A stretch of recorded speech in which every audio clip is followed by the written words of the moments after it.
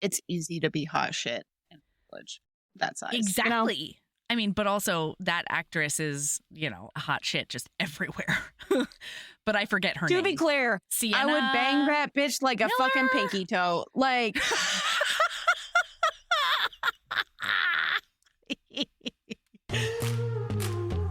I'm Melody Carlisle. And I'm Sabrina Bradley. And this is Heaving Bosoms.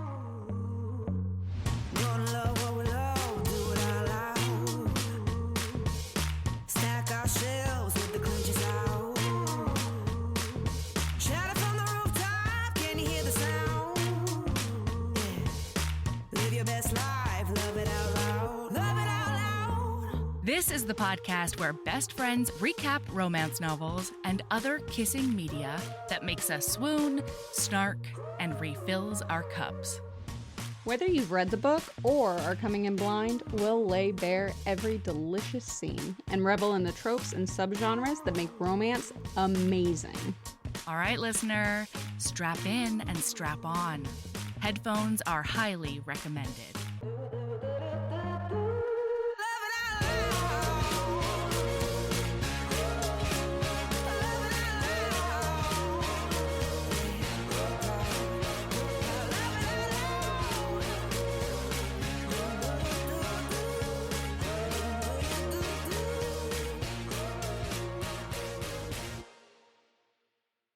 Sabrina, you play the fiddle?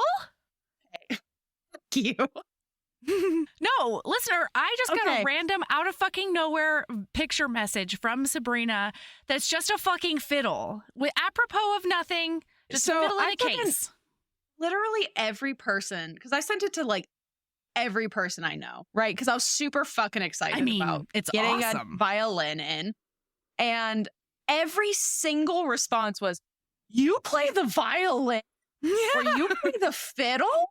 And I'm like, am I too old to learn a new skill? Maybe I just learn to play the violin. I mean, honestly, that's kind of where I'm at. I'm like, wow, look at all those things that I could have learned when I was 6. Okay, well, so to be clear, I did viola growing up, right? So Yes. it's not out of nowhere. Like I haven't done it I haven't touched a fucking string instrument other than a ukulele, which y'all have all witnessed. Well, maybe not all of you, but A metric fuck ton it's of been them. on the pod. Yeah. It was on an Embrace episode, a song that I wrote. And wow, throwback. 2 and another one. 2. Oh yeah, because there was a St. Vincent Day song too. Mm-hmm. Yeah. Okay. Have you tried putting it in your crook? In your beautiful, My loving ukulele? crook? No, your new violin, you dick nose. Oh yeah, of course, You did? of course. Do you have a Yeah. crook callus yet? Do you have a jaw callus? Considering it was up there for literally less than a grand total of 2 minutes, no. Mm. So well, it's All a right. brand new violin, so like I had to like put the bridge on and like deal with the strings. Okay, to finish, I did viola growing up because violins were just too high pitched for me. I couldn't handle it, Oh. Okay. and like right next to my ear like that. I see. Yeah. And so I did viola, which for those of you that don't know is slightly larger and has a lower string It's set. a bassier violin. Yes. And it's a little bit bigger. And that's what I did growing up. I did like state orchestra. Maybe it wasn't state. I don't remember. I was really good though. And I had stopped doing that when I moved and then did lessons for a little while again towards the end of high school, just on my own with a teacher. And then I left for college and I haven't touched a fucking violin since. Or a viola or a cello, any stringed instrument except for a ukulele Okay. or a guitar. And I said, you know what? Fuck it. Yeah. And I bought a cheap fucking violin because I figure I'm not going to be mad if I end up not getting into it because it was like $80 new. Yeah.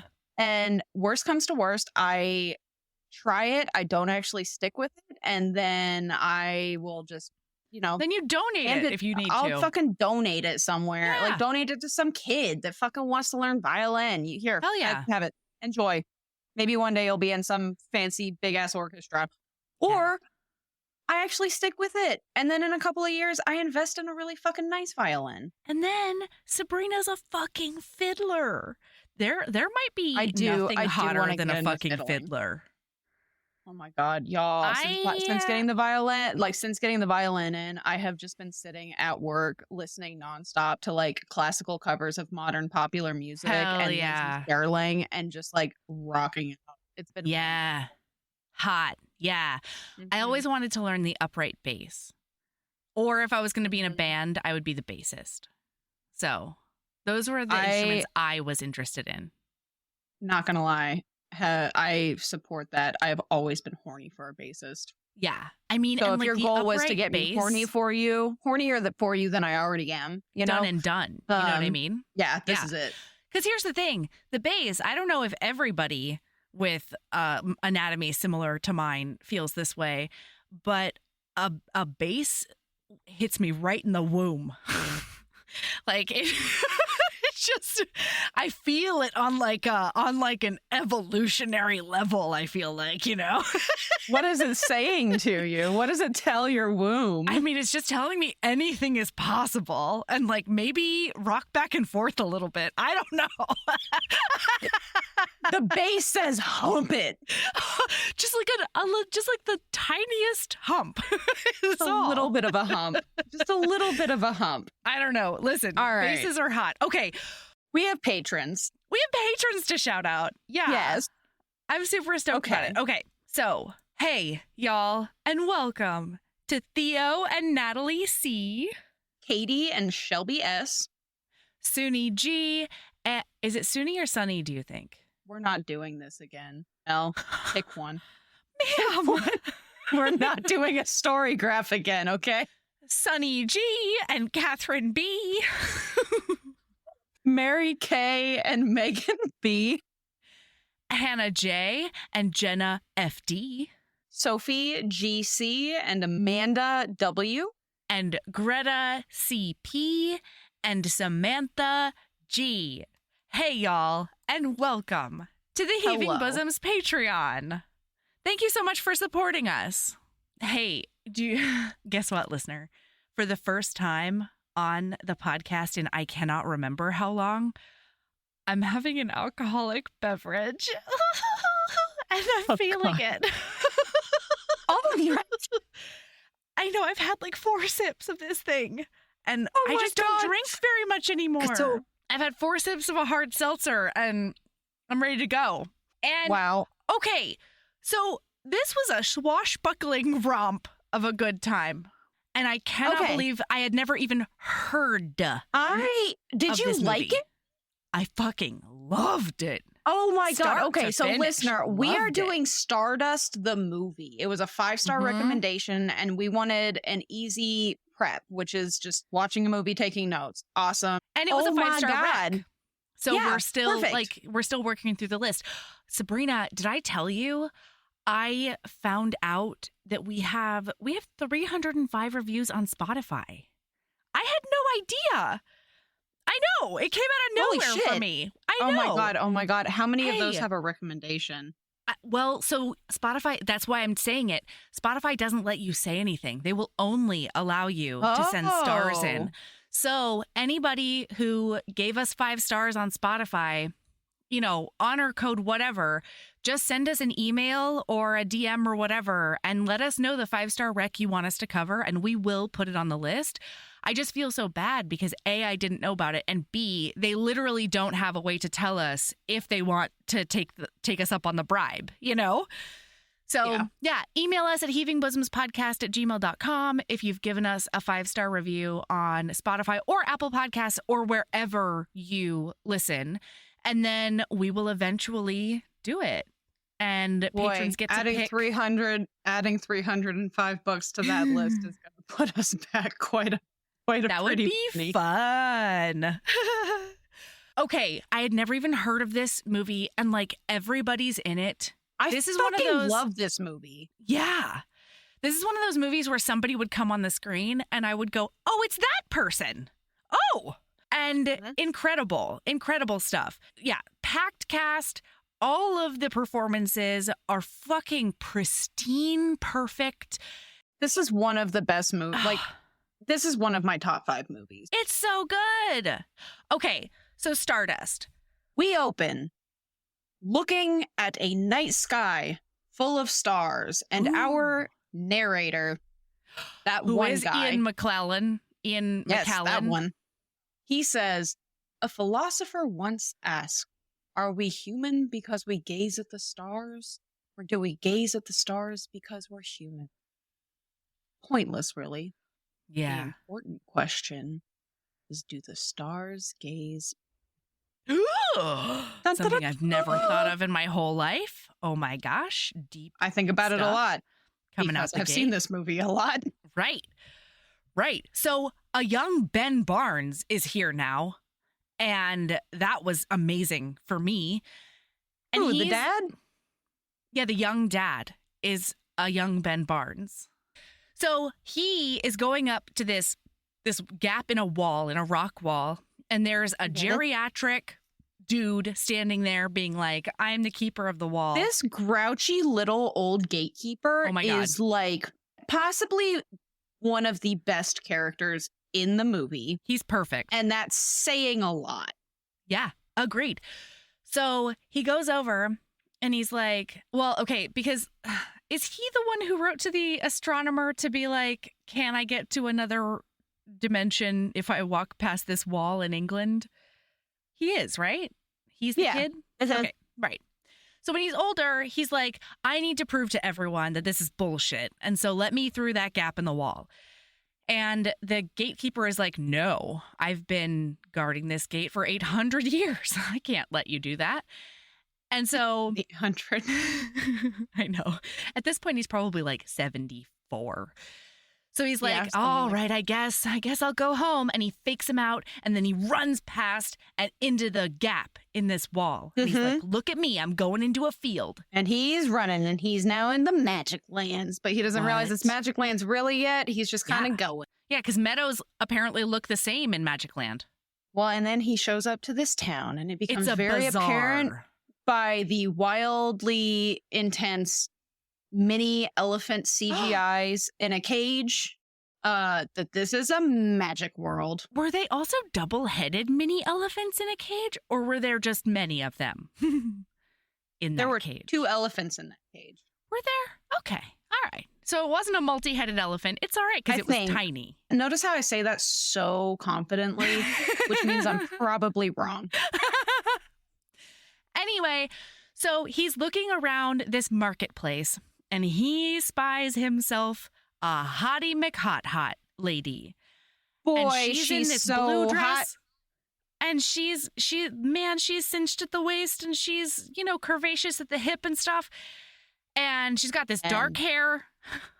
This hot to trot lady doesn't trade in money. He's looking at these flowers that she's got for sale, and he's like, I would like this bluebell. And she's like, you shouldn't take the bluebell. You should take this little white one. Yeah. And he's like, how much? And she's like, a kiss. A kiss. And then but also, first he runs into a crone. And the crone is like, I don't have time for this bullshit. You're not a real customer. Like, girl, come over here and man the stall. So she's like, it's a kiss. He's going to go get a pint at the pub. Yeah.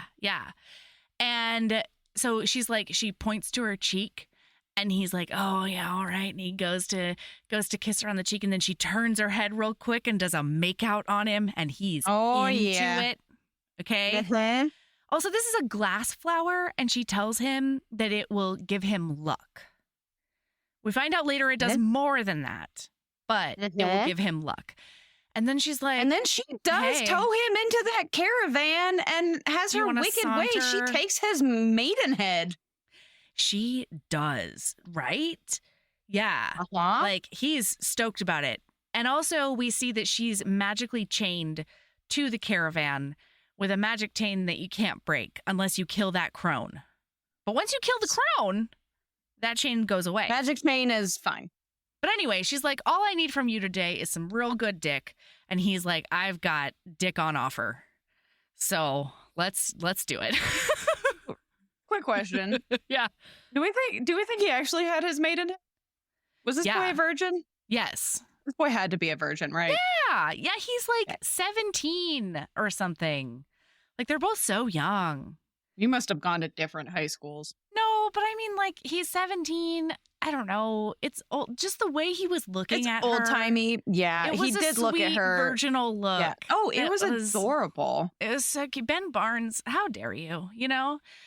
And also, how dare you be in this film for so short a time? Because now we have a 9 months later, the geriatric gatekeeper comes to him with a basket. A baby and a basket off on his doorstep because guess what, bud? You're a dad, and the chained lady in the caravan can't keep this baby. Yeah. The dude says, this was left for you at the wall. Apparently, its name is Tristan. So he has a baby now. And then we do a big fast forward to when that baby is now 18. Can I just say, I forgot how dorky Tristan looks. He comes on screen and I'm like, this is the dorkiest man I've ever seen in my life.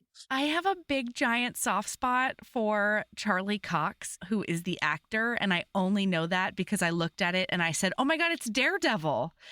And then I had to look up who played Daredevil in Netflix's Daredevil series. And it is Charlie Cox.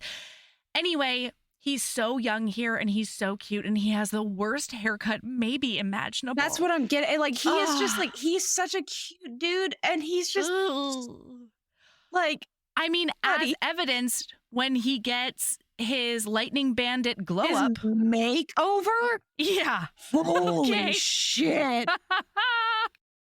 So like when I think of Stardust, I remember him that way. So when he popped up on screen, I was like, oh my God, what the fuck is this? Yeah, he's got a bad part in his hair. Like, it's a whole thing. Well, and so he's in love with this lady in town. And this is like old timey, right? This is like medieval fantasy times, right? Mm-hmm. Not medieval, but it's like Regency fantasy times, kind of. It doesn't fucking matter. We're in history. We're in England times. It's England times, exactly. Who do you think we are? Trying to get specific about what hair is. Especially when we're drunk. Me, I'm drunk. Yeah, ma'am. This is it's just all you. But it feels like a group experience, you know? Anyway, it is. He loves this pretty, very shallow girl from town. Named Victoria. And she is, Victoria. And she knows that she's the hottest shit in that village. Okay? Mm-hmm. And she's going to make the most of it for herself. To be clear, it's easy to be hot shit in a village that size. Exactly. You know? I mean, but also that actress is, you know, also hot shit just everywhere. But I forget her name. To be clear, Sienna I would bang that bitch like a fucking pinky toe. Like...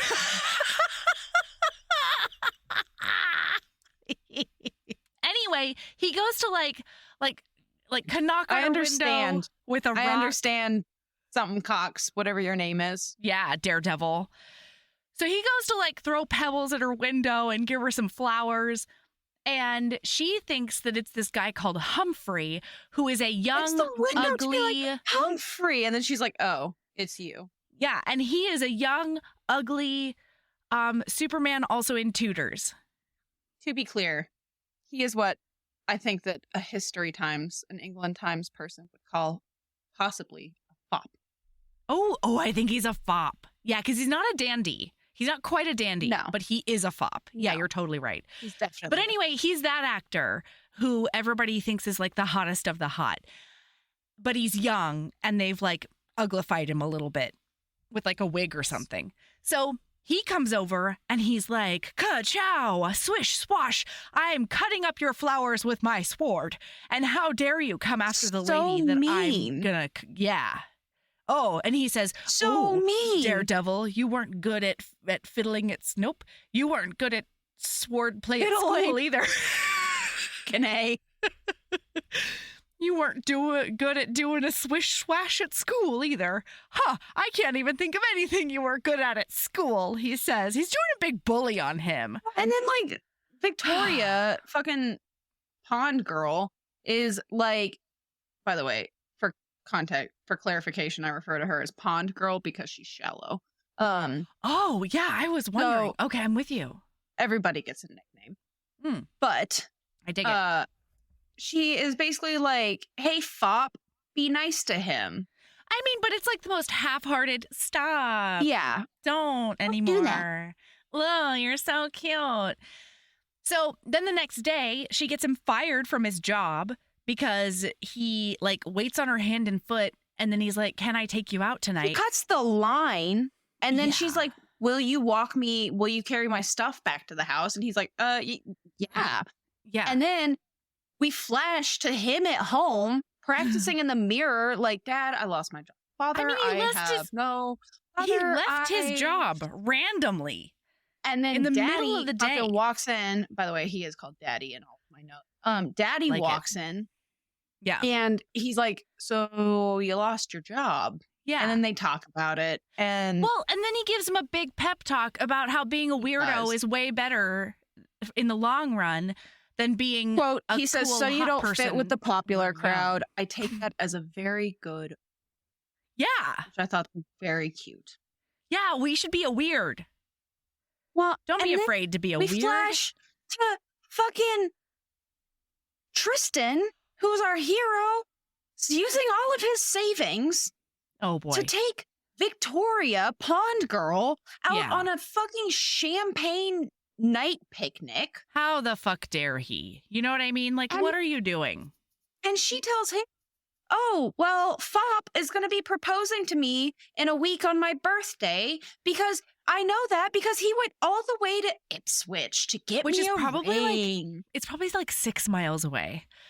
And he's like, I'm talking about like London or Paris or like San Francisco, he says. And then they're almost about to kiss. And then, they're like leaning in as if, but then he totally ruins it because he's like, and I'll go to Antarctica or the North Pole and get you a polar bear and take its head and bring it back to you. And she's like, it's like, ew, no. I don't want that. Anyway, and then Ian McKellen, that Magneto guy is like, he comes back with his voice and he says, and now he is Magneto. What happens? Yeah.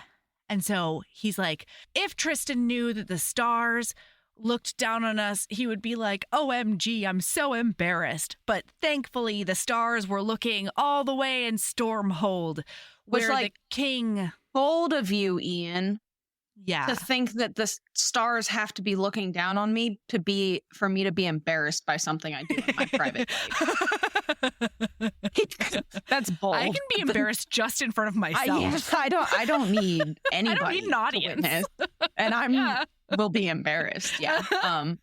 So anyway, the king of Stormhold, which is that fantasy magic land, he's on his deathbed, and it is cutthroat in that royal court. I'll tell you. He's like, bring me all of my living sons. Also not the cleverest namer of children. No, it's all about birthplace. Birth order. Yeah. Mm-hmm. So the first one is Primus, and then there's Secundus, and then there's Tertius, and then there's Quintilius or something. And then Quintilius, and then Septimus, and then Septimus. Topless? Yes, that's what it is. Yeah, I remember it, and that's what he said. So, anyway, and then maybe it's Quartus is the fourth one. Pretty sure it's Quartus. Anyway, most of them are dead because the king's whole thing is you got to murder all your brothers in order to be king. To get the throne. I've got 3 fucking sons left. What are y'all doing? Oh, no, I've got 4 sons left. What are you doing? And they're all like, oh, no. So then Secundus comes in, and he's like, Secundus, go look out the window.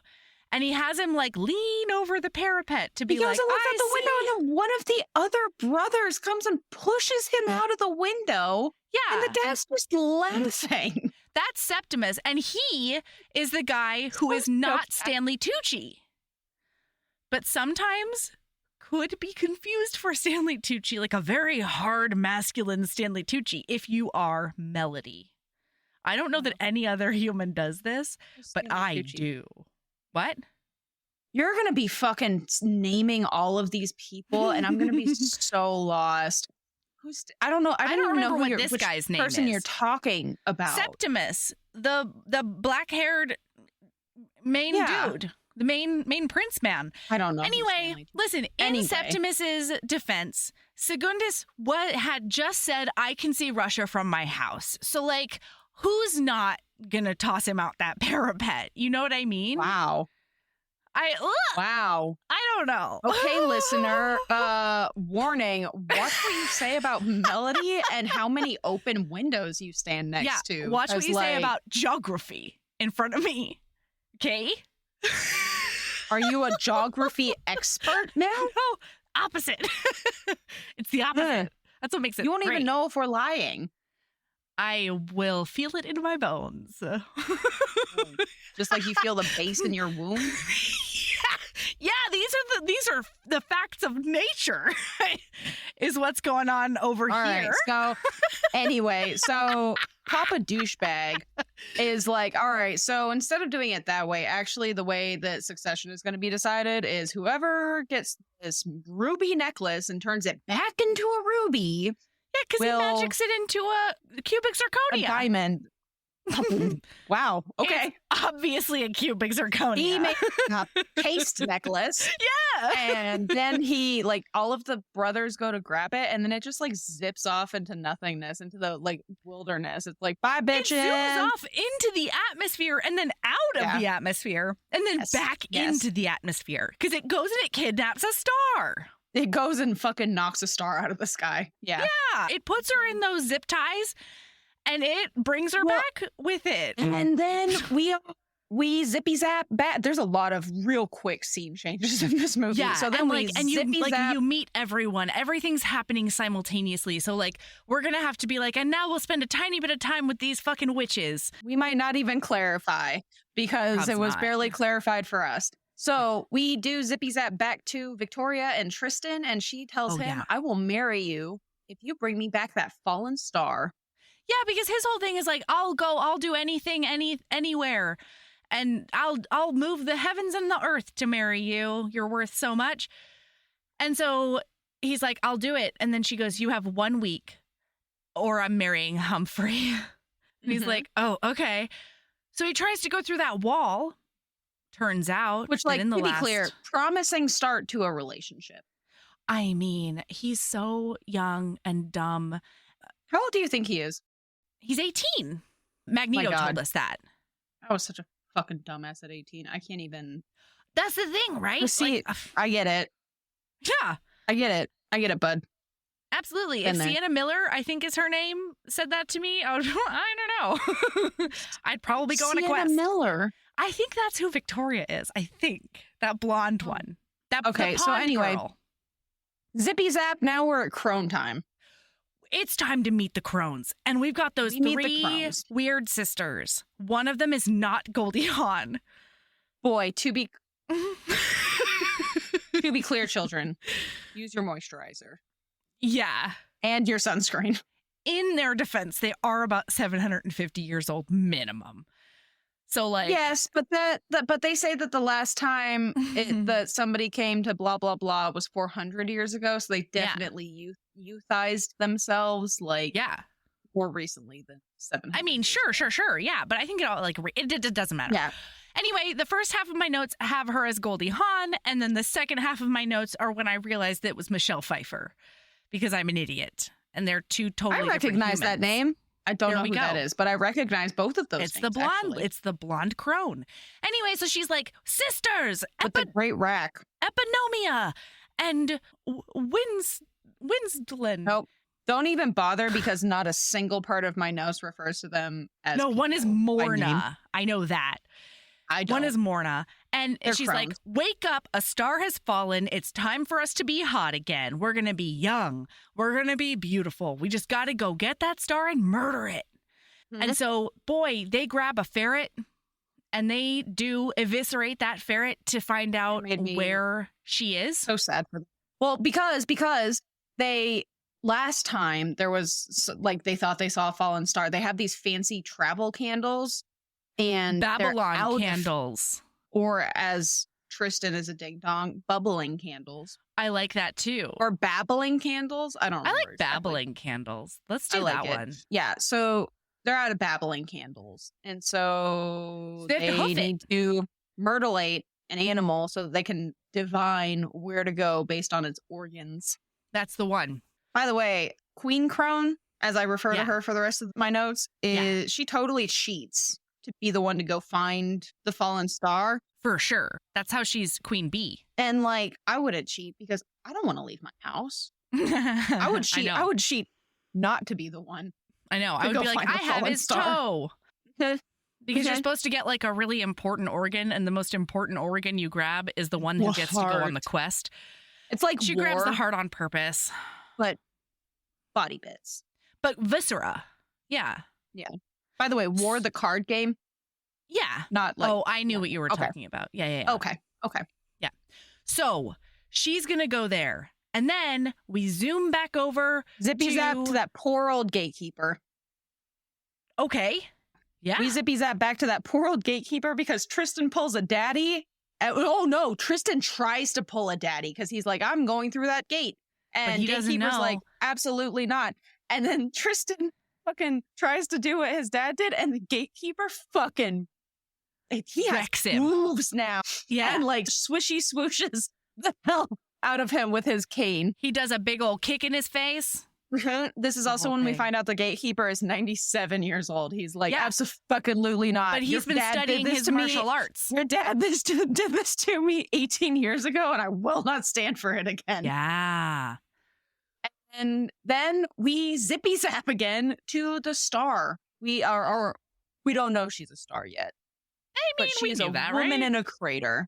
She's a woman, and she's in a silver dress, and she is Claire Danes. Gosh, she's beautiful. Oh boy, she's Claire Danes. And she's really kind of mad and real confused and in a giant crater. And then we zippy zap over back to the storm front. Of note. Yes. What? Just because it affects plot, she does grab that necklace and put it on. Which good for you, girl. Yeah, for sure. Yeah, if you're going to kidnap me, I'll kidnap you back.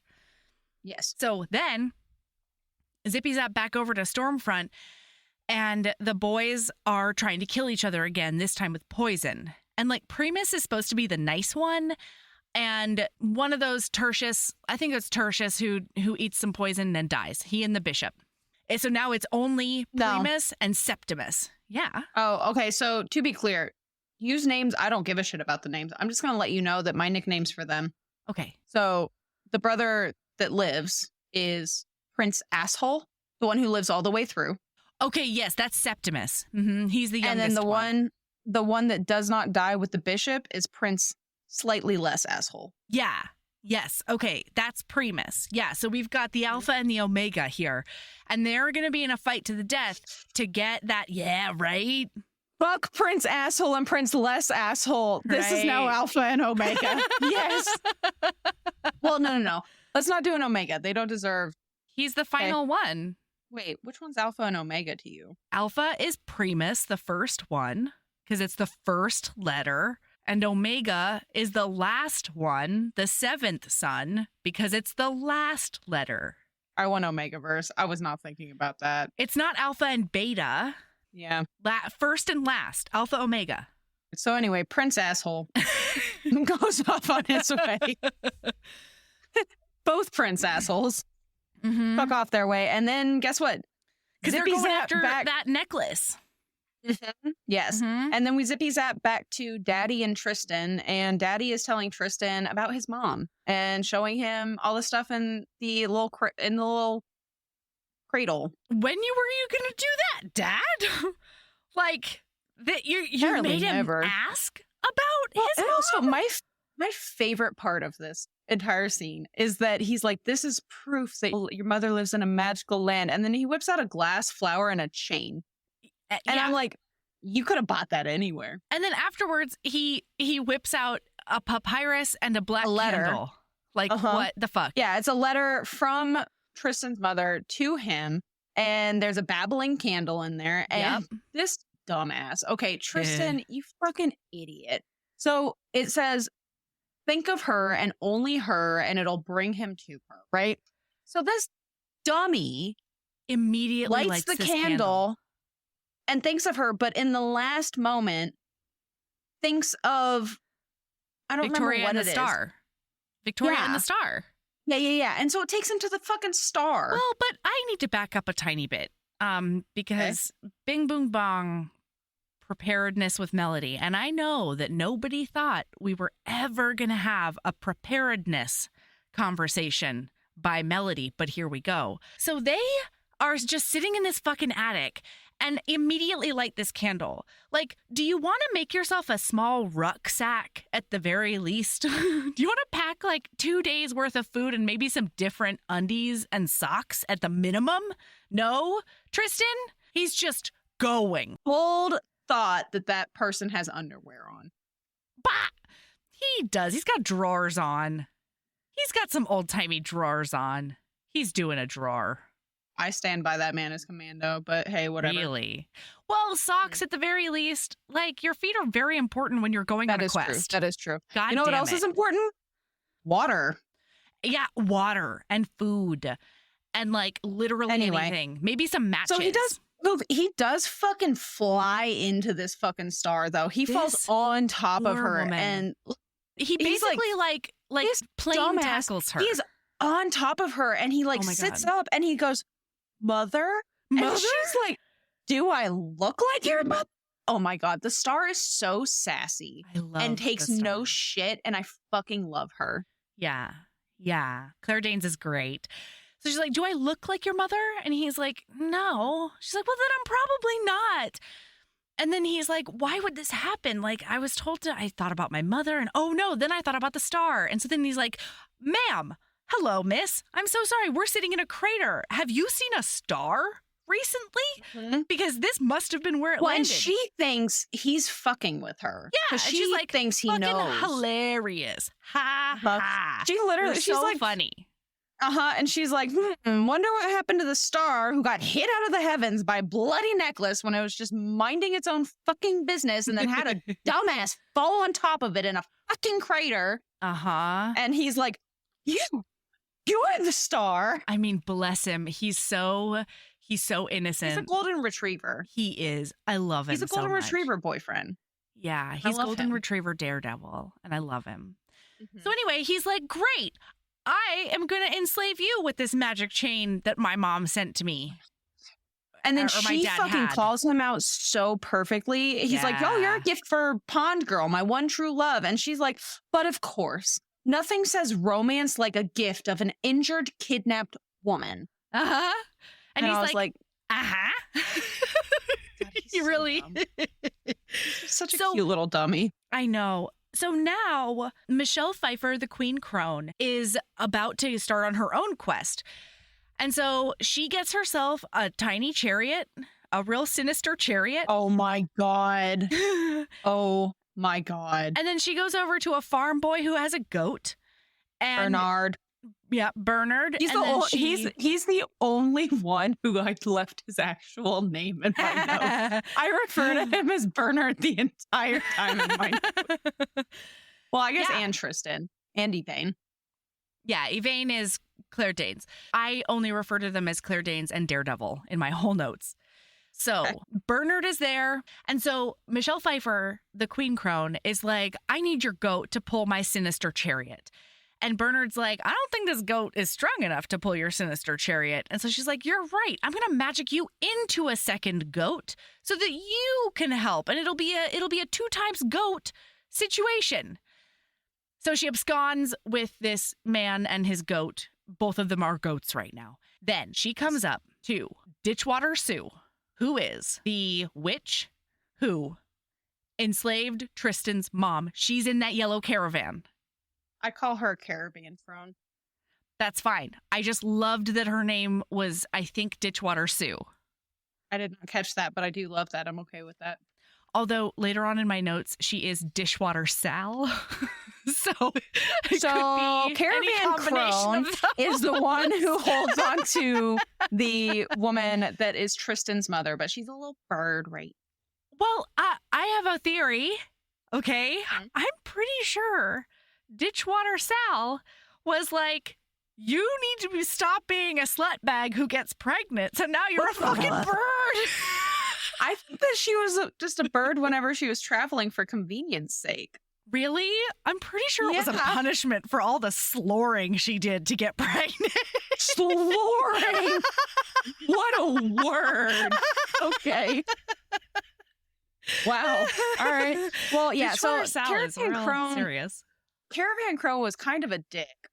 I mean, mega dick. And put truth something into the thing that she fed. Yeah, she put truth lima beans into this other crone's supper. I'll tell you, I don't like a lima bean, so you wouldn't have caught me. Couldn't have caught her. Wouldn't have caught me. And anyway, Queen Crone is pissed. Yeah, Queen Crone's like, you know what I mean? Nobody makes me tell my secrets out loud, you fucker. And so she makes it so that Ditchwater Sue can't not see? Perceive Star. Yeah, cannot perceive. It's Alexis's dream. Alexis wants this enchantment so badly for selective Alexis times. would kill to be Yvain. God, right? Oh, I wanted that for Alexis so bad in this moment. Anyway, she says, Ditchwater Sal, you cannot perceive the star. Even if you're right in front of her, you're not going to see or hear her or anything. And then she fucks off. And now, zippy zappy back to Tristan and Yvain wandering the forest. And then they're bickering hard. Oh, hard. Because she doesn't want to be awake. She's a star. Usually she's asleep during the day and awake at night. She's and like, she's I'm fucking tired. It's noon. And like dying. And so he's like, okay, I'll go get you some food. And so he does chain her to a tree. Yeah. And then fuck off. Yeah. And thankfully, a unicorn comes and rescues her. It's incredible. So that apparently this chain can only be broken by a unicorn horn. Yes. But even before unicorn gets there, we do zippy zappy. And I just have to share this because we do get a lot of random visuals of Queen Crone being pulled by her goats. And it killed me every fucking time. Her fucking adorable, sinister chariot is one of my favorite things. And I'm very mad that I don't have one. Like maybe more mad that I don't have that than a moped. If I get goats, it's going to be because I want them to pull my chariot. Yeah. Right? Yeah. Oh, incredible. Yeah. So zippy zappy, unicorn, and Yvain does just hop on that unicorn and just fucking rides off. Bye, Tristan. Yeah, and she's like, oh, thank goodness you're here. And it's adorable because she talks to the unicorn like it's a friend. And so she's like, he just wouldn't shut up about this bitch, Victoria, and like how great she is and all the business and like, meh. So now Charlie Cox is back. And, oh no, first those weird sisters, slaughter an alligator in order to get Michelle Pfeiffer some intel. Yeah. By the way, every time Queen Crone uses her powers, she does get a little older. Yeah.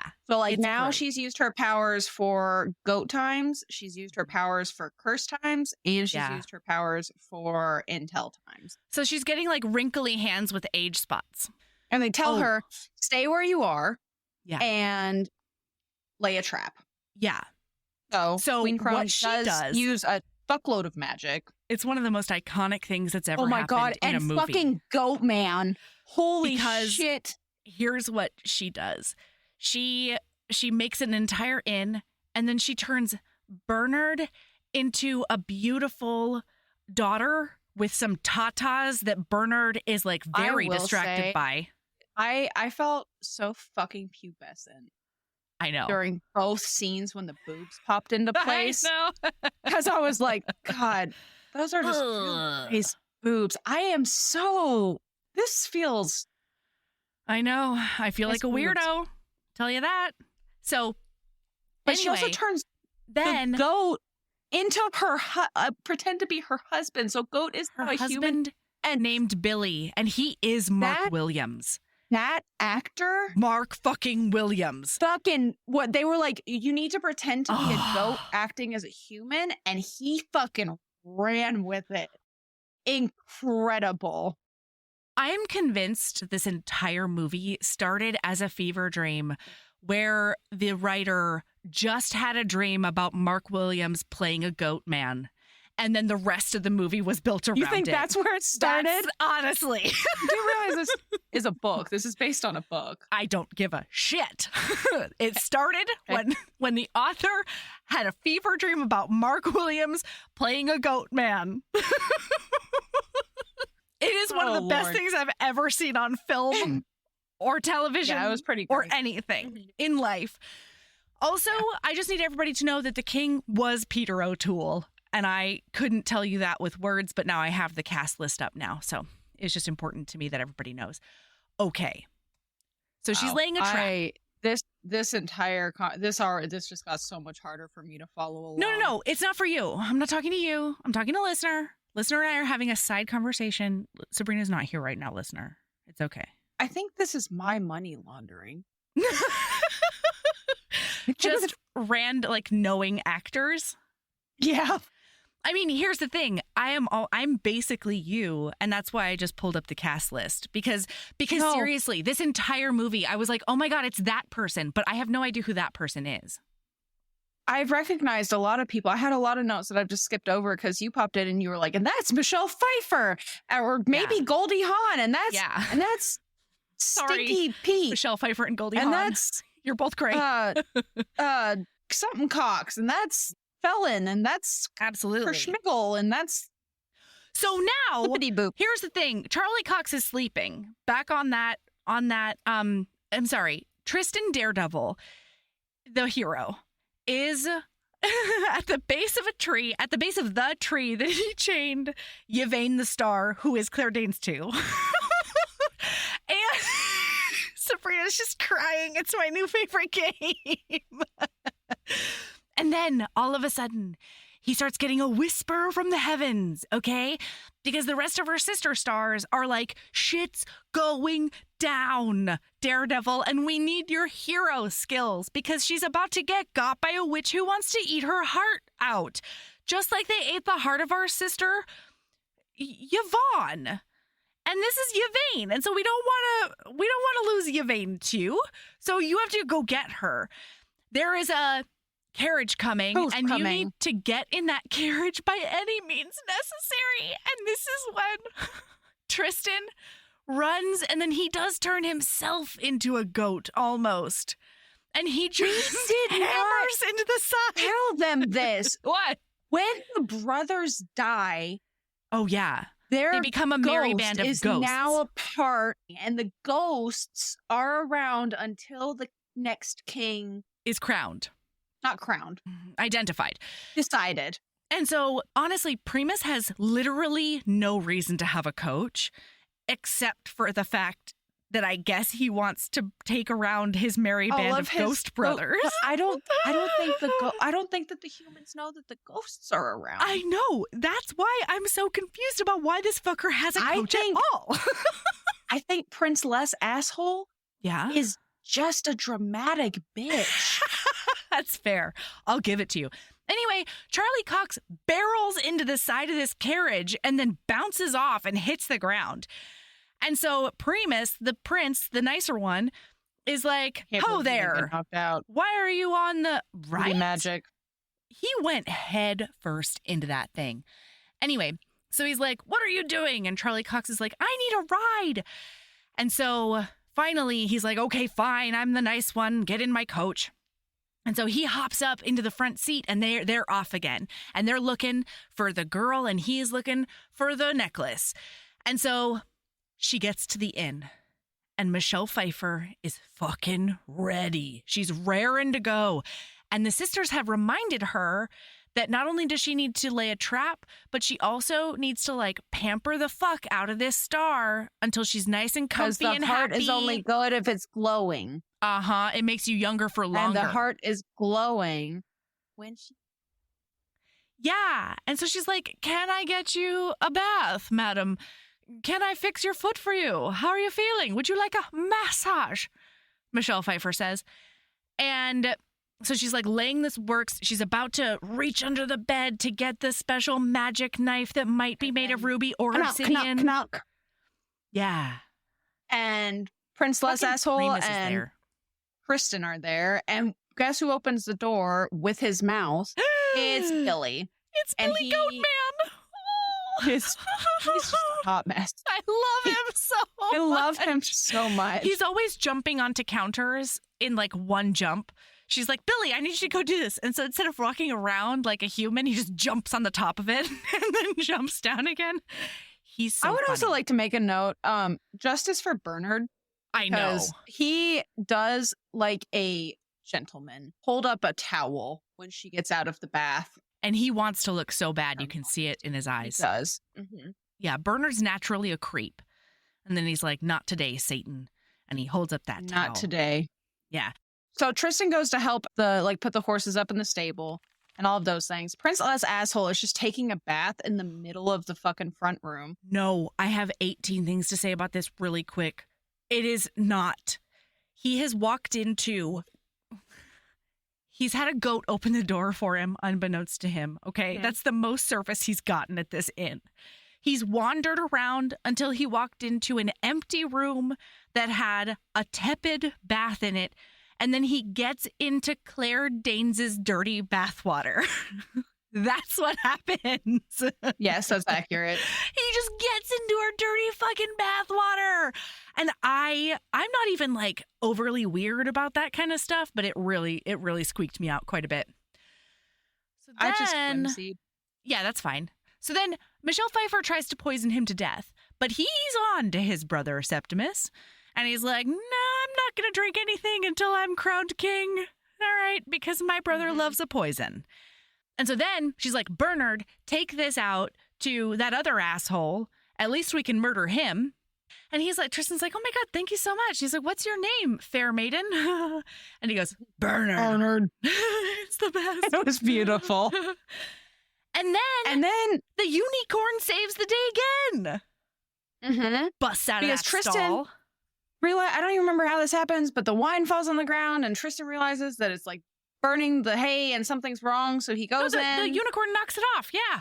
Oh, yeah. And then he's like, oh no, there's something bad happening here. And so he runs in to let the prince know about it. And the prince already has his throat slit. And apparently royalty Michelle Pfeiffer is fast. Blue blood. Yeah. What was that? They're literally blue bloods. I mean, yes, but here's the thing. Wouldn't Tristan know at that point that he's different? He's never got a scraped knee? Like, does he not bleed purple at the very least? He's half magic. Whimsy. The unicorn comes in and slams Billy so hard into a wall that he turns back into a goat. Okay, yes. It's incredible. Imagine getting hit so hard that you shapeshift back into your original form. Well, and right before that, imagine seeing a grown-ass man. Imagine seeing Mark fucking chewing Williams. on a towel and then just going head first at a unicorn as if he's got like horns, and then seeing him knocked back into a goat. It's incredible cinema. So then Queen Crone, now the unicorn is God knows where. Billy the goat is now a goat again. Yes. And she set everything on green fire. Green fire, because obviously she's magic, and now it's time to murderate. And so she's like, I don't care that you're not glowing, I just need that heart. And Tristan pulls out the last of that babbling candle. Yeah. He's like, think I'm home to Evane. And he puts it into that green fire. Zippy zappy, now they're on a cloud. Yeah, just a cloud. And then he's like, what the fuck did you do? And she's like, I thought of fucking home. And apparently you did too, and now we're halfway in between. Well, and like, good fucking thing that they didn't end up going to his home, as we find out later in the movie. And good thing that we didn't end up going to his home, as we find out later in the movie. Her home, I mean. I was so sorry. Literally what I just said, Mel. How's that seltzer treating you? It's delicious. I don't know that I will do this again, but it is delicious.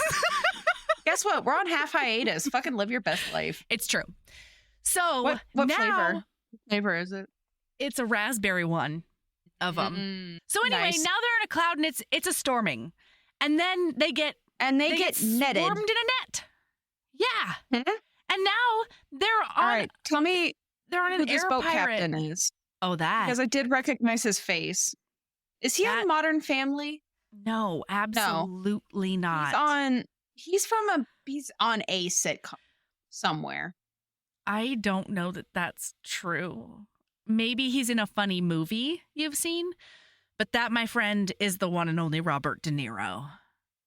So. Oh, yeah, I don't think he's been on a sitcom. No, he's been in like Meet the Fockers. So that's a funny movie. Anyway, my notes says that he is a homosexual lightning bandit, Robert De Niro. And I'm so happy about it. Yeah, Bobby De Niro right there is Captain Shakespeare. Right there. You're saying Bobby De Niro? That feels wrong. I don't think you're on that kind of terms with Robert De Niro, my friend. Honestly, after this movie, I really felt like we were kindred spirits, you know? Maybe it's just me and Captain Shakespeare. He really love him. Stole the show. Yes. So he is big bad asshole pirate, right? Yeah. He's like being this big gruff blah. He throws them in the hole. He's interrogating them. He's like hollering out the door and just, oh, well, we're not quite there yet. Because, it doesn't matter. They're in the hold though, and we do have our my they bond. First one. Yeah, because Tristan, they're bonding, and Tristan tells her that he admires the way that she treats. Yeah, and she tells him that he's no simple shop boy because he saved her life. Yeah, and they bond, and it's swoony. It's so swoony, and they're tied up back to back. Ah, it's so good. So then Zippy Zap comes out. Oh yeah, we're zipping over to Septimus. Prince asshole. Now there's just a bathtub with a dead body in the middle of a field. That's the one. And he's like, I'm the king. things like there. Oh no. I have a note. Bernard. Mm-hmm. In what fucking world is the best way to get Prince asshole's attention to grab his ankle from underneath a fucking wagon? I mean, Bernard. In what world? Bernard doesn't know who he's dealing with, I feel like. But also, in what fucking world, Bernard, do you just stay in the field with the corpse? After Queen Crone leaves? And the inn is... Yeah! What are you doing, Bernard? Like, get out of there! Being a ding-dong! Take a walk, bro. Anyway, so this scene is important only because Septimus finds out that the star has the necklace. And so if he gets the necklace and then noms on that star heart, he can be king forever. And so he's a megalomaniac on a mission now, even more. Of note, Queen Crone is significantly more Crone-like because she has to talk to her sisters again. I mean, she's been doing all these magics. Yeah. She is groaning at a rate that has not been seen in a long time. Like her entire weave is falling out. It's a whole thing. Yeah. So now they're in the hold again, and Claire Danes says, like, what's so special about Victoria? And she's like, I don't know a lot about love, but I do know that it should be unconditional. And like, you can't buy it. And Tristan's like, this is not about me buying it. This is about me proving my love. And she's like, what's Victoria doing to prove her feelings for you? And Tristan's like, and then Captain Shakespeare comes in to steal the show. This is also when he's, I think, realizing that he doesn't actually know anything. He knows nothing about Victoria. He knows that she's a blonde hottie. He knows that she's a pond. That's it. That's all she knows. That's it. Yeah. That's it. So now Bobby De Niro is in there. This homosexual lightning bandit, Robert De Niro. I don't know why that hurts me. It fucks with me for you to call him Bobby De Niro. Oh. Like, I don't know why. Like, it feels wrong. And not like the kind of wrong that makes you go, ooh, kinky. You know what? Like, I'm saying Bobby De Niro because we're not saying Sir Ian McKellen because he's a knight. Magneto has been knighted. Okay, so I can be however. Well, guess what? Casual. I didn't know that, so this is your fault. Oh no! Now I have to say Sir Ian McKellen. You know what? Yep. He sure, man. I'll do that. I'll do that for you. Robert De Niro is back. And he is here. Robert De Niro, the one and only. So he's like, you're going to tell me everything, and I'm going to do a big sexual assault on the lady that's here. Who would have gotten him mixed? I literally have no idea. The guy who's in Taxi Driver? Or is that also Robert De Niro? The guy who's in Scarface? That's not Robert De Niro. But I also don't think that he was in a sitcom. Did you know that he was in a theater show in 1986 called Cuba and His Teddy Bear? I didn't, but I like it. I mean, Bobby's been everywhere. He has so much experience, and he's so talented. His first acting credit is 1968. Okay. But he was in something uncredited in 1965. His role was client at the diner. Ooh. Well, I think maybe his most notable role for me is Captain Shakespeare at the moment. He was in The Godfather. Yeah, that sounds right. Part 2, anyway. Okay. You know, I've never seen any of those movies. So me either, but I did in fact have a Godfather poster in my bedroom in high school because I was an edgy little piece of shit. You're such a poser. Well, so do you want to hear how it came back to bite me on the ass? Please. I also had a Scarface poster without watching Scarface. Well, it's because I was poor, and so I would get given posters by people. Sure, yeah. And so I used them as fucking decoration because, like, of course. I hear that. Have we discussed my heinous fear of attics on pod before? It sounds familiar, but I don't know if that's friendship or pod.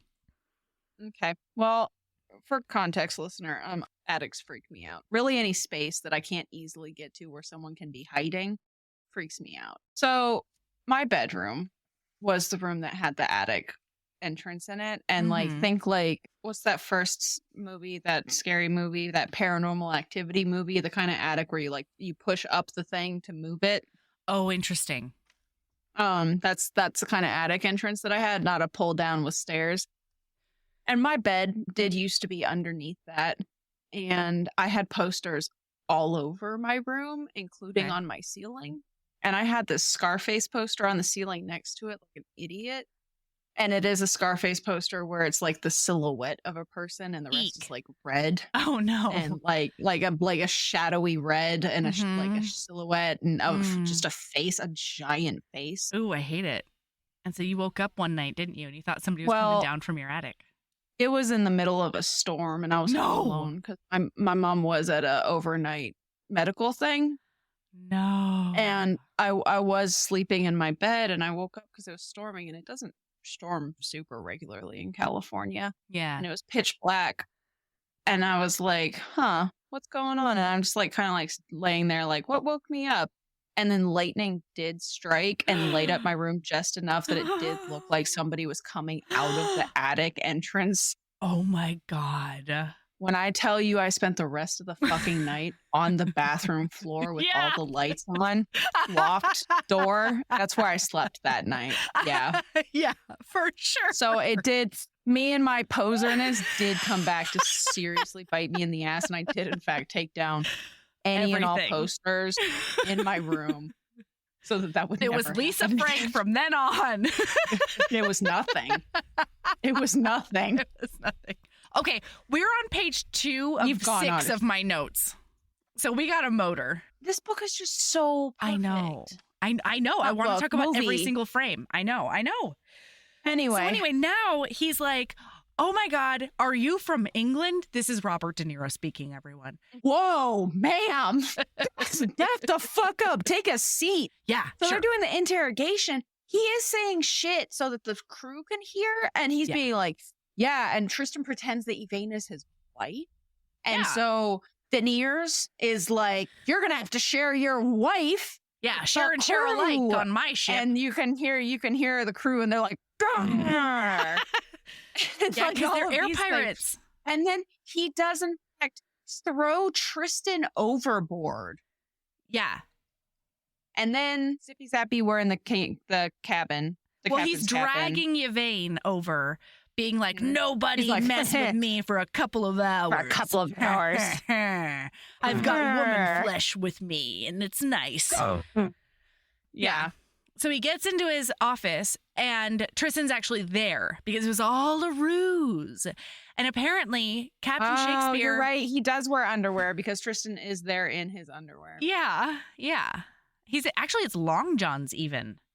It's like a full body long john situation. Pantaloon. Yeah, quite. So anyway, he tells them that his whole pirate persona is just a persona. And it's all smoke and mirrors. And he is just the most beautiful gay man who's ever walked the planet. Got a secret, colorful closet. He has an entire secret closet full of boas, feather boas. Okay. And it's amazing. Fans and dresses and corsets. Yes. And a bunch of fancy dude clothes too. Because they fit him when he was younger, and he was a little bit of a dandy when he was a youth. Yeah, and he's like, and it might, anytime you throw something away, it comes back into fashion, and then you're tray screwed. So I just don't get rid of it. And so he does pull a full our flag means death, and it just has, it's just incredible. Yeah, it's amazing. And then he's like, we're going to do makeovers. And Claire Danes is like, I'm fine. And Robert De Niro looks at her and he goes, honey, you're wearing a bathrobe. She's like, oh, okay. Yes. I'll pick out a fancy dress then. And so then they get a makeover, and Tristan goes from dorky youth to, wow. To like beautiful.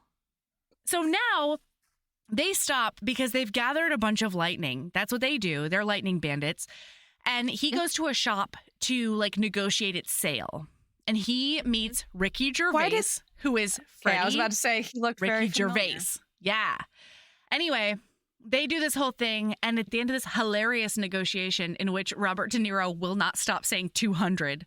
And the other guy's like, this is not how you negotiate. And he's like, I'm sorry, did you say 200? Anyway, at the end of this, Ricky Gervais is like, hey, I've heard rumors that there's a star. Have you seen a star about? Because like, if we find one of those, we can retire. And Robert De Niro's like, super no. Super absolutely not. I've never seen one in my life. And so like, it's all just rumors and silliness. And Eve sees that happen. And she's like, and he like looks over at her meaningfully. She hasn't told him any of this, but he is starting to suspect some things. He knows. I mean, he's Robert De Niro. So when they get back to the ship, Tristan is there. Tristan, a fearsome buccaneer. Oh my God, he's in this whole buccaneer getup that is so hot. Sexy. Also, it's so hot. This is how magical. I'm so horny for a pirate melody. I know. I know. God. This is how magical Robert De Niro is. He says that he's going to give Tristan a haircut, but what happens is that all of a sudden Tristan's hair is like past his shoulders. Longer? So now he gets like a hot man long haircut. And it works just love long for everyone. Hair. Same. So now we've got like a living and learning and falling in love montage that happens because it's just like a road trip on this airboat. He's treating them to beautiful meals and sword God. fighting lessons and piano lessons and lightning capture lessons and dancing lessons. And Yvain is glowing. Yvain is glowing more and more every day as she and Robert De Niro are dancing. He's like, I know what you are, Yvain. And she's like, ugh! And he's like, no one on this vessel will hurt you. But I do need you to know that there's a particular time that you glow the most. And she's like, what? No, what are you talking about? Then Tristan cuts in. And she starts glowing hard. She starts sparkling all over the place, okay? And they do a big dance. And it's so cute. And it's beautiful. And then zippy zappy. Yeah, we're zipping back away. With the traitor. And Queen Crone is there. And she's like, intel. You know where it is. And she doesn't like him talking. And because he's like, I'm a ladies man. And so she does curse him to only make chicken noises. Only make animal sounds. It turns into animal sounds later. Oh my God, Mel, I forgot to tell you about the chicken at the donut shop that locked me out of my car this morning. Sabrina, I thought I had heard or said like weird sentences today, but I forgot to tell you about the chicken who locked me out of my car at the donut shop this morning. I think takes the cake. What in the Arkansas? Let me tell you real quick. I go pick up donuts on my way to work because I was craving boudin kolache for breakfast. And so I stopped by the donut shop. And did any of those words mean anything to you? No, I was about to say, excuse you. Like, bless you. I'm so sorry. Fuck you. I have no idea. What's a blue nugget kolache? Is that not what you said? So sorry, Louisiana listener. I didn't hear you. Nugget? A blue nugget what? Boudin. Boudin. It is a sausage. It's like a meat and rice sausage. And it's fucking incredible. That sounds amazing. And someday when you come visit me, we're going to get boudin. So.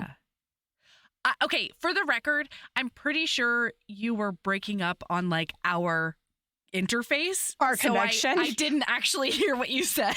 Like I was really trying to figure it out. Do you know what a kolache is?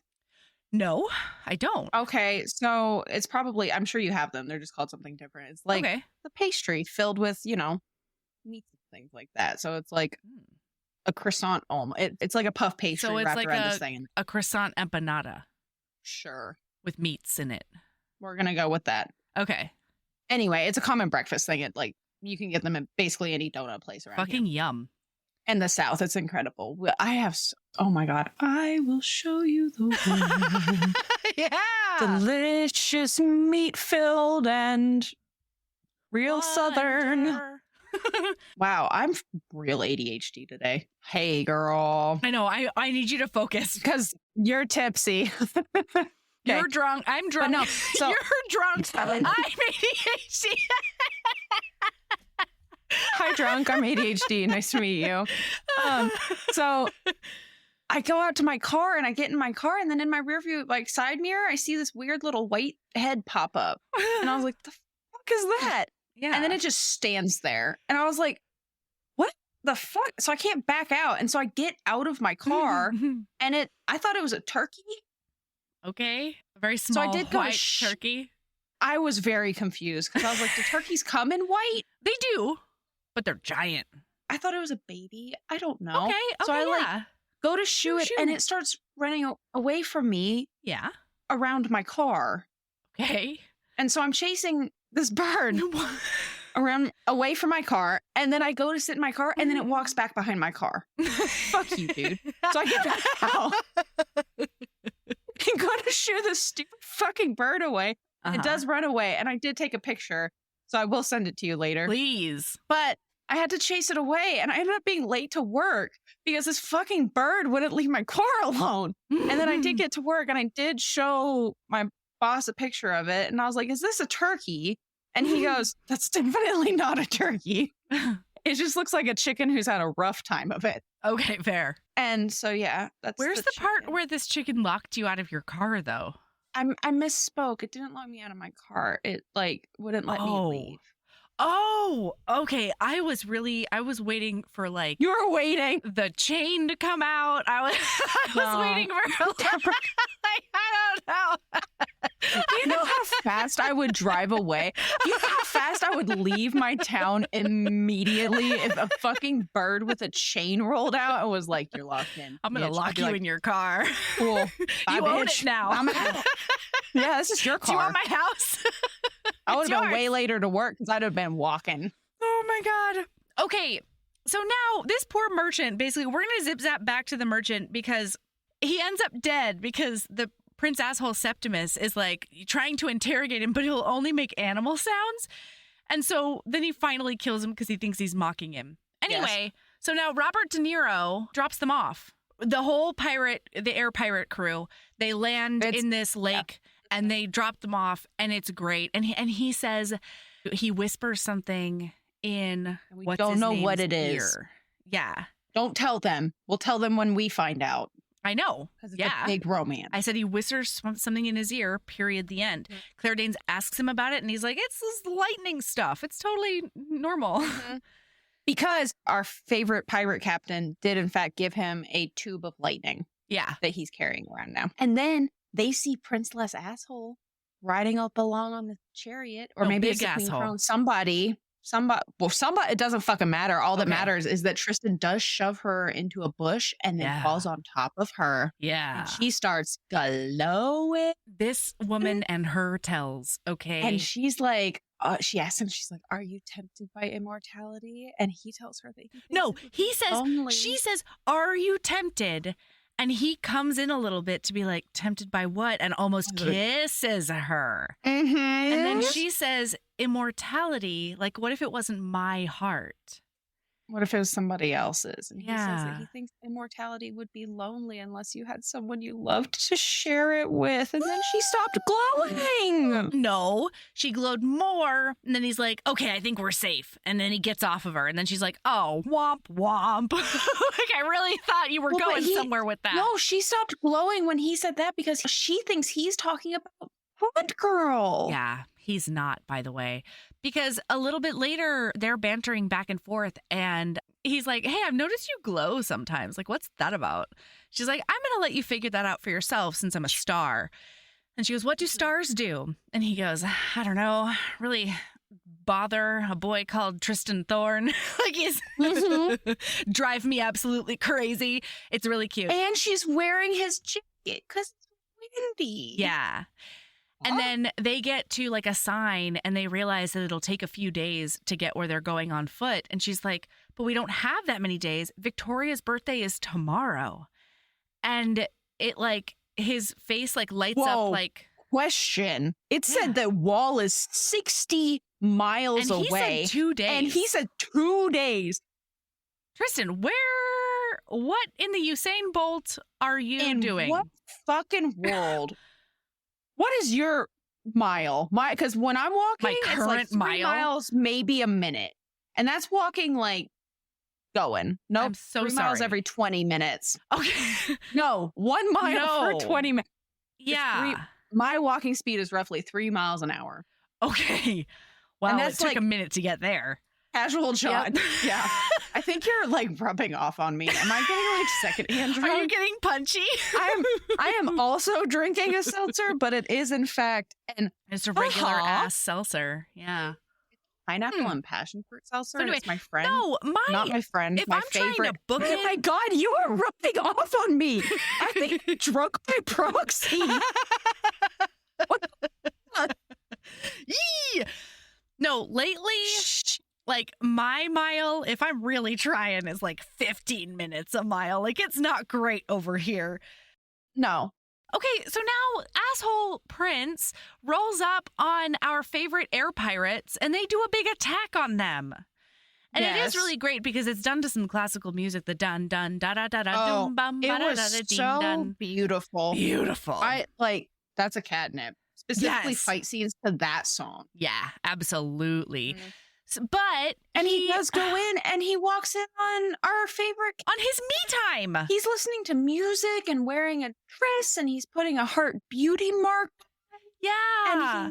And he's dancing around in the mirror and he's just having a wonderful time. Prince Asshole does beat him up and he's asking about the star and he does beat him up and then it's sad. But then the pirate boys you come in and they fucking swishy swoosh and he jumps out of the window. Yeah. And then the pirate captain. Well, his first mate serves him a spot of tea in a little teacup and it's very cute. And then he's sitting there and one of his little straps is coming off his shoulder on Robert De Niro. And he's just sitting there all dejected and they're like, did he hurt you? And he's like, no, he didn't hurt me. And they're like, well, then what's the matter? And he goes, it's by the way, reputation. He definitely did hurt you. Yeah. My friend. You're bleeding all over the place. Honestly. Like, in what world is that? You're whatever. Disheveled at a minimum, sir. So he's like, it's my reputation. It's ruined. And the guys are like, what? No. You'll always be our captain. They say, always known that you were a whoopsie. You're always our captain. Yeah. It is a big love. It is a big friendship, loyalty, love session. And it's the best. I love them so much. I love it so much. He thinks he's been pulling one over on them. And they just know he's perfect as he is. Yeah. Oh, the best crew. Anyway. So Then zippy zap, Tristan and Yvain are by a bridge and Caravan Crone is coming along. Yeah. And they're like, oh, wait, Captain whatever knows her. She's a friend. Yeah, that's Ditchwater Sandra. But if you remember, oh, it is Sal, because I remember vividly him being like, oh, yeah, he knows her. That's Sal, blah, blah, blah, blah, Ditchwater blah. Sal. Anyway, Caravan Crone is on her way, and they're like, we'll go up there. And so they do go up there. But reminder, Caravan Crone cannot perceive the star. Uh-huh. And so they make an agreement because Caravan Crone recognizes the glass flower, and she's like, I'll tell you what. You give me that flower, and I'll get you to Wall. Well, and Claire Danes, so there's that little birdie on that caravan sitting there, and then Claire Danes shouts, you can't take that flower. That was a gift from his mother. And you can see the bird go, tweet, tweet. What's, I don't know. And then she turns him in. So then she takes the flower away from him because she's like, I'll have that back and you can get on the caravan. And then she turns him into a mouse, a field mouse. Mm-hmm. And she says, I couldn't do that when you were holding the white flower because it's a protection flower. Oh, it's a big romance. And then so Yvain's trying to like get him and help, but she can't touch Chick. She can't touch Caravan Crone. She can't talk to him. And she's like, can you not hear me? Can you not see me? I wrote and down that's this whole thing, this. And I would love to read it for you. Okay. Because she tells Ditchwater Sal. This is actually perfect because I have a whole fucking paragraph that I literally rewatched a scene 18 times and wrote it down word for word. I have about half of it. You know exactly what I have. Of course, I do. All of it. Yeah. It's the entire love declaration, of course. Yeah. No, so she goes, if I'm to believe that you cannot hear me or see me, then I need to tell you that you smell of pee, you look like the wrong end of a dog, and if I don't get my Tristan back, I swear I'll be your personal poltergeist, Claire Danes says. So they're in the caravan now. And then she gives him a block of cheese, and she's like, Tristan, wink at me if you are not a full mouse. And he doesn't look at her. No. And then she starts talking to him, and she confesses that she knows a lot about love because she's seen centuries of it, and it's all that makes watching our world bearable, even with all of the war and hate. And then she says, and I quote, you could search the furthest reaches of the universe and never find anything more beautiful. So yes, I know that love is unconditional, but I also know it can be unpredictable, unexpected, uncontrollable, unbearable, and well, strangely easy to mistake for loathing. And what I'm trying to say, Tristan, is I think I'm in love with you. My heart, it feels like my chest can barely contain it. Like it doesn't belong to me anymore. It belongs to you. And if you wanted it, I'd wish for nothing in exchange. No gifts. No goods, no demonstrations of devotion, nothing but knowing you love me too. Just your heart in exchange for mine. Give me a more perfect declaration of love. Claire Danes, how dare you? Oh my gosh. So I have goosebumps. Yeah. So when Ditchwater Sal gets to the town next to Wall, the magical town next to Wall, she turns him back into a man and she's like, you're probably going to be a little disoriented for a while. And then he promptly falls over. And so Claire Danes goes over and she's like, she's leaning over him and she's like, oh, Tristan, are you okay? And he looks at her and he goes, Victoria? And she goes, I think I prefer mother. You fucking discombobulated nincompoop. Honestly. But she's so sweet because she just takes him to an inn and she's like, you need to sleep this bullshit off. I hate it. I would like to say real quick, because we're about to get here, one of my favorite things about this movie is that we do not stick on that. You know? Like, we get the declaration of love, and now guess what, friends? He wakes in the inn while she's taking a bath, and he teases her. And then after she gets out of the bath and puts a towel on, like he's a gentleman but he teases her because he like opens the thing and looks at her, and then he does tease her. No, and then you think that I would say that so nonchalantly? I was confused. In what world? So he like looks through the thing, he teases her, and then she's like, look away. Yeah. And she's all embarrassed. And so he shuts it and he's like, okay, I looked away. And then she gets out and she has a towel on. And then she's like, you can look now. And so he turns around and he heard her. He's like, did you mean what you said in the caravan? And she's all embarrassed. And she's like, why didn't you give me a sign? And he says, my favorite thing is that she just shouts, but you were a mouse. Like, it's so funny. He's like, why would I let you know that I can hear you when you're saying such lovely things? I didn't want you to stop. And then he says, do you know what the captain told me? And she's like, no. And he says that the captain told him his true love was right in front of his eyes. And he was right. And then they kiss. They kiss and it's on TM. It's a steamy one. And they're going straight to Pound Town. Boy. And one of those ghosts, watch him. Curvy ghost. Fucking creeper. And then zippy zap. This is strictly fade to black. Yeah. Much to my chagrin. I'll bet you he can eat the hell out of that tartar. Oh, he goes down like nothing else. Yeah, absolutely. So this is when we find out, because the crones are like, you cannot let her cross that wall. Yeah. You have to get her, because the minute she crosses that wall, she's going to turn back into a pitted black. Yeah. She just turns immediately to dust. And that's yikes. And so now back at the inn, he wakes up and he's like, they're blissful in bed together the next morning. He cuts a lock of her hair off, which I found was very weird. And I did not know or where it was going at all. He puts it into a little hanky. This is definitely a scene that is done for romance reasons, because it makes absolutely no sense in any world. Yeah. Fantasy or otherwise. The only thing I can think is maybe him being like, I need everybody to know that I'm not a failure. I've just like traded up, you know? But also like that could be anyone's hair. I mean, right? Yeah. So anyway, that could be Queen Crone's hair. But also like in Sienna Miller's, in Pond Girl's mind, how the fuck does a star have blonde hair? You know what I mean? Like none of it makes any sense. Anyway, so he gets up really early from the inn and he talks to the innkeeper and he's like, innkeeper, I need you to give my friend a message. So fucking high. Yes. And he's so tired and he just has no time for anybody's bullshit. And so Tristan's like, will you please take a heap load of my bullshit and give my friend the message that I am going to see Victoria because I know who my true love is and I want to spend the rest of my life with her.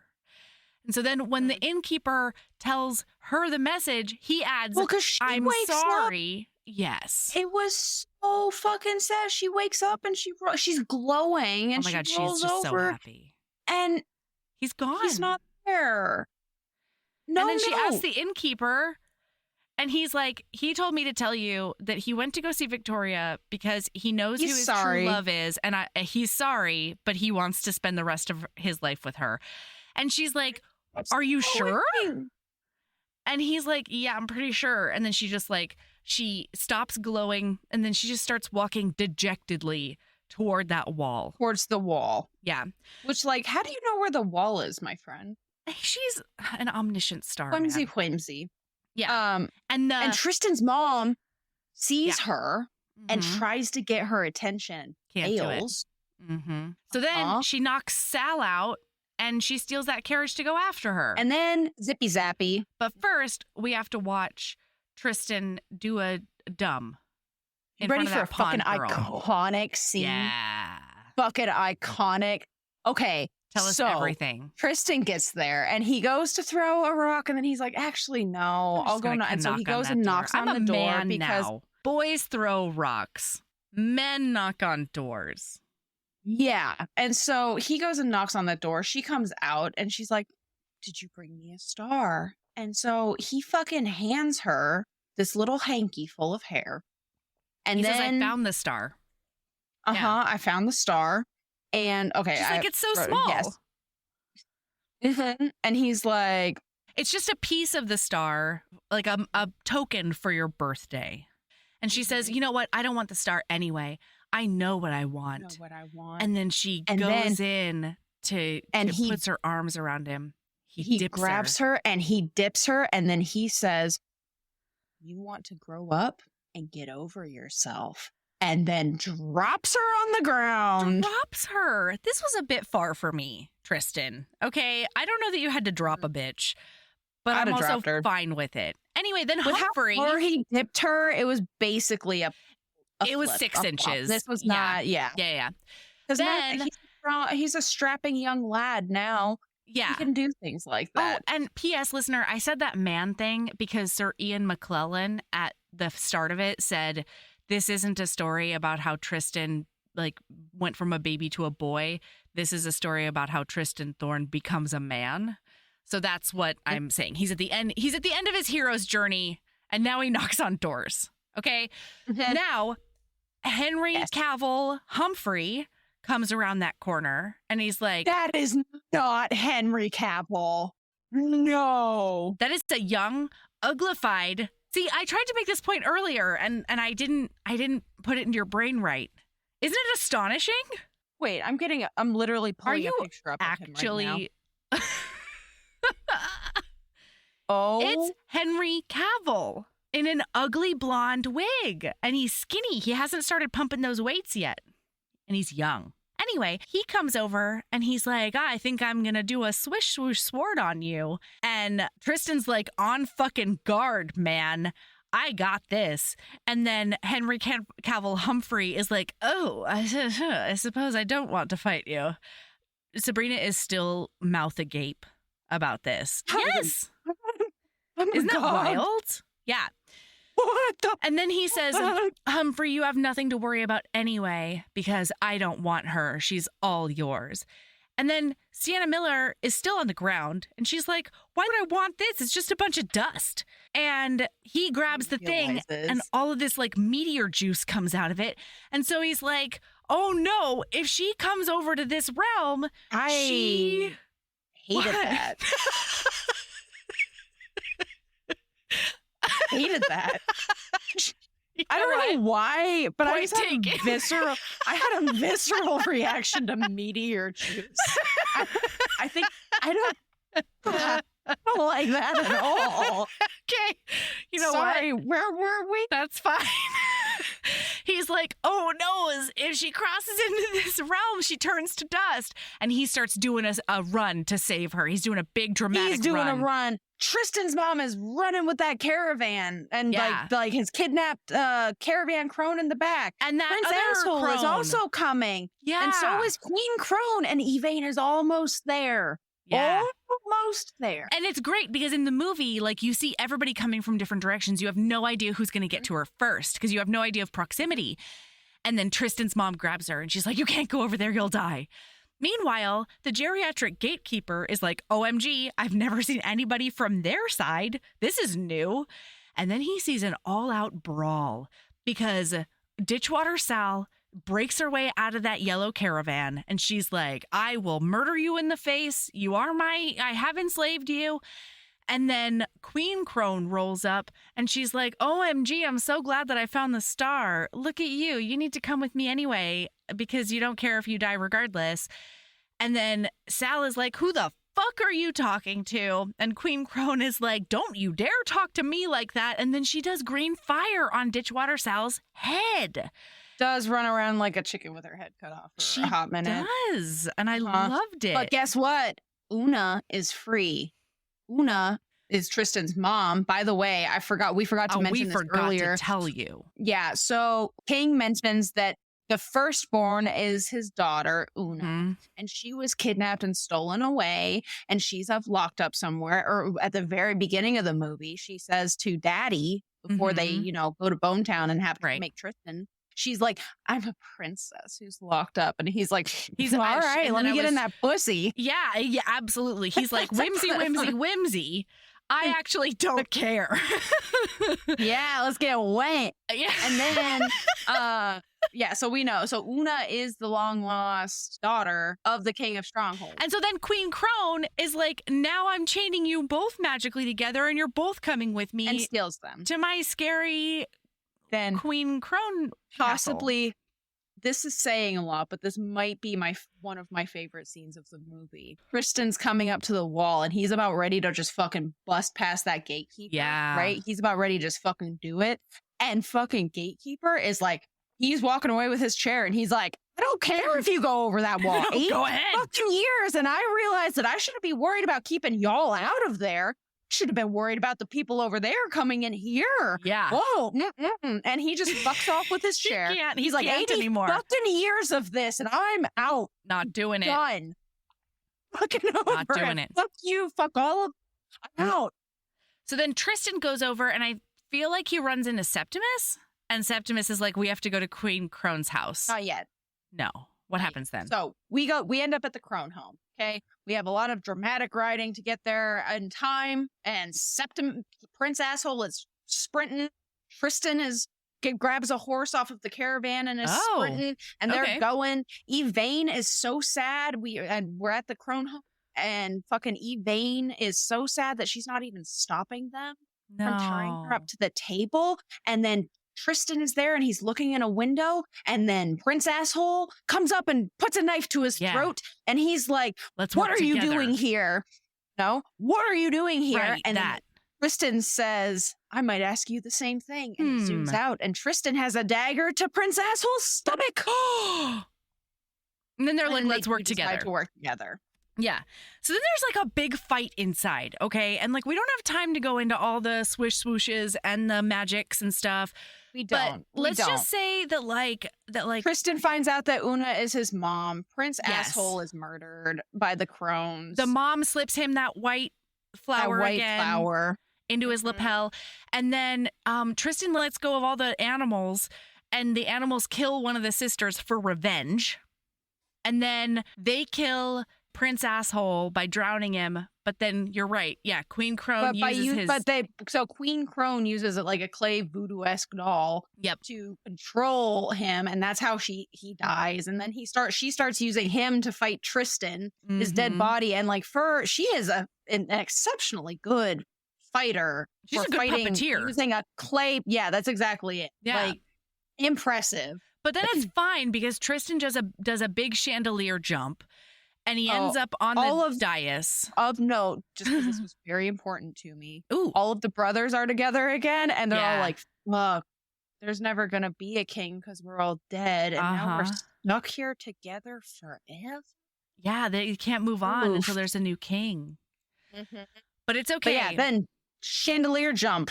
And then he starts fighting with Queen Crone, but then she gets him on the ropes, and he knows it's done. She's glowing. It's over. Oh, yeah. Claire Danes is glowing hard. Yeah. But then Queen Crone has like a butcher knife to his throat. And then she looks over his shoulder and she sees her two dead sisters. And then she's just like, I can't even do this anymore. And she cuts the rope and she makes like she's going to let him go. And so she says specifically that youth and beauty feel meaningless without my sisters. And she's crying dramatically as they leave. And then she goes from to... Wait, can I read you my note? My note says, MP has change of heart. Let's go. And the next line says, jokes. She just wants to throw glass at them. Because throughout the rest of the scene, dramatic, she like shatters all this shit at them. And then, oh boy, we have a fucking Bryce Quinlan moment. Oh, yeah, we do. Yes, we do. The Queen Crone's coming down the stairs to do a murderlate. Yeah. And then Yvain holds Tristan tight and tells him to close his eyes. And she says, Danica, close your eyes. That's what she says. And he does. And she's like, stars shine. And then she does a shine explosion. The whole, and whimsy. I don't know where that Queen Crone went. But she was obliterated. She's misted. She does. And the Ghost Brothers are demon on her, and they're so happy. Well, and then she says that she could shine hard because her heart isn't broken. Wait, because I had this thought too. I was like, what the fuck, Yvain, Claire Danes? You could do this the whole time, and thankfully Tristan looks her in the... Can you let me finish my fucking sentence? You monster! Because thankfully, Tristan had the same exact thought, and he looks at her and he's like, you could do that the whole time? And then she goes, no, I couldn't do that. I could only do that with you because a star with a broken heart can't shine. But because my heart is so full, I can obliterate witches. And it's the best. And then they like kiss or something. And then they're about to leave with his mom. And he picks up that necklace, and that necklace does turn back into a ruby. And the brothers are like, oh my God, and he's then the they king go now. shooting off into whatever. And guess what? Zippy's up to them sitting on thrones. It's a coronation. And the pirates are there. And he does the cutest little thing to the pirates because he like very softly looks at them and he's like, arr, and like pulls his arm up and they're all like, arr. Yeah. And then Robert De Niro winks you see very Captain meaningfully and Humphrey. Are you even listening to what can you hear me? I think is my question. Now I can. You did cut out for a second. And it's very important. I was saying the same thing to you because Robert De Niro winks very meaningfully at Henry Cavill, and I loved it. And then the mom comes over and she gives them a wedding gift, and she says, "This is a gift for you." And then she looks at them and she says, "Well, both of you." And they open it, and it's a babbling candle. And it's so sweet. So then they rule for 80 years, and it's the best ruling that's ever happened. And then once their children are grown and their grandchildren are grown, and everybody's happy they because light that babbling candle. Because Sir Ian McKellen says, no man can live forever except for a man who has the heart of a star. And Yvain gave hers to him fully. And so, yeah, they light that candle, and then they go live in the sky for the rest of eternity together. This is a perfect movie. This is a perfect romance. Yes, it's also a perfect romance. And a perfect movie. Yeah. I have no notes on this movie. Literally like, nothing none. that would make this movie better. No, absolutely not. No, it's a perfect movie. Perfect movie. The cast is stacked. The writing is perfection. The acting is just chef's kiss, pristine. Yeah. All of the shortcuts are exactly right. Where'd Bernard go? What happened to Bernard? Oh, I don't care. Whimsy. Bernard just goes back and lives with his mom with those goats. I wouldn't. You remember his mom? Bernard would. Yeah, that's true. Think about who Bernard is. Yeah. All right, Sabrina, what's your lady love? My lady love is don't just settle for living in a house. Do what you need to make that house a home. Yeah. Yeah. Make it, because I did the thing that I've always done everywhere I've ever lived, where I just get comfy and I unpack and I set my house up enough that it's livable, and there's parts of it that I really love and then parts of it that I wish were a little different, and then I just leave it that way for the rest of my life until I move. And 2024 is the year of making my house a home. Yeah, because it can be the easiest, cheapest little fix-em-ups. And it still makes your house so much more homey and comfy and yours. It should reflect you. Your space should reflect you. Yeah. Yeah, and right now, I would like to think it doesn't reflect me. I hear that. It is a nightmare. Yeah. I think mine is get that estimate, like the project that you're like, oh, I don't know. Like, there's no way I can do it myself, or there's no way I want to do it myself. Get that estimate and see, because the front of our house is a hot mess. And it has been the whole time, and we finally finished the garage. The garage is everything that we wanted it to be. And we did some hardscaping around it even, and that was really exciting.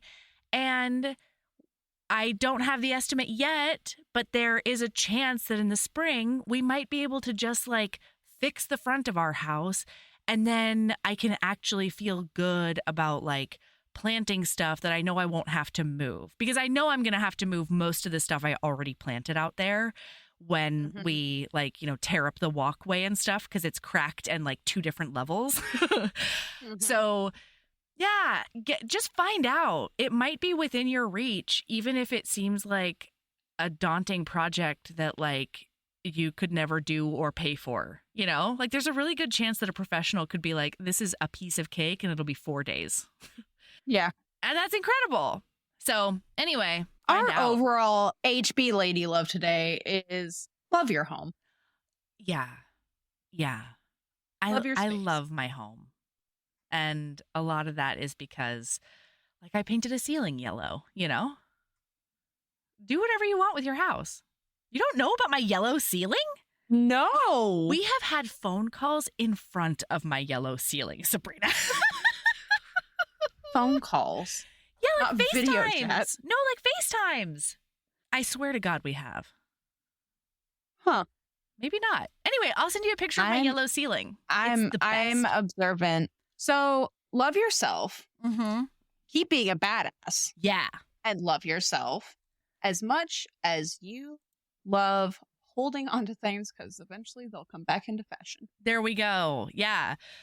Love yourself as much as you love saying Bobby De Niro just to squeak Sabrina out. I love it so much. Love yourself as much as you love making it worse and referring to him exclusively as Deniers. Just lean in, I think is the answer. Yeah, just lean in. Love yourself as much as you love leaning in. And hate what you hate as much as you hate meteor juice. Bye. Bye.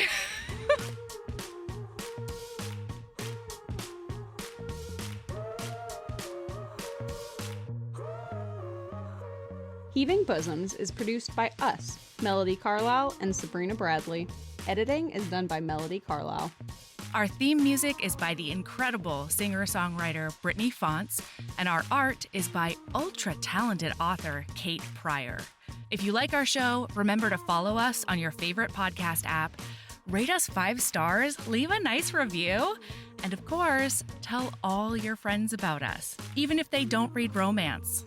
If you want to get in touch, you can email us at heavingbosomspodcast@gmail.com. If you want more of us, visit patreon.com/heavingbosomspodcast. You can also find us on Instagram @heavingbosoms, on TikTok @heaving_bosoms, and in our Facebook group, the Heaving Bosoms Geriatric Friendship Cult. Head over to our website to sign up for our newsletter, get our Reading Embrace printable, and check out my audiobooks at heavingbosoms.com. All right, we'll be back next week with more swoons and snark. See you then.